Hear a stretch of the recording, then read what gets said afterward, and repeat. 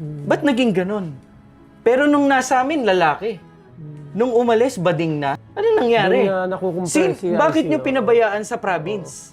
Sa Quezon? Ba't naging bakla? Wag na tayong magduda. Ngayon, trans na. Tuwan-tuwa pa yung totoong tatay na bakla siya. Sasabihin mo, ang mabuting tatay, yung inaccept yung lalaki mong anak na nagpakabakla, yun ba mabuting tatay? O mabuting tatay, yung nagagalit, bakit ka bakla? Lalaki ka na ginawa ng Diyos. Sino ang mabuting tatay? Si Glock 9, tuwan-tuwa, ginawan pa ng kanta yung anak niya. Yun ba kinalulugod ng Diyos? Palakpakan mo yung lalaki mong anak na ginawa niya na nagpakabakla? Woo!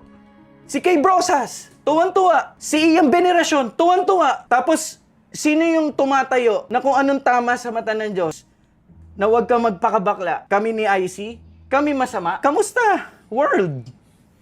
Pinapalakpakan natin So may mga tao talaga yung mali.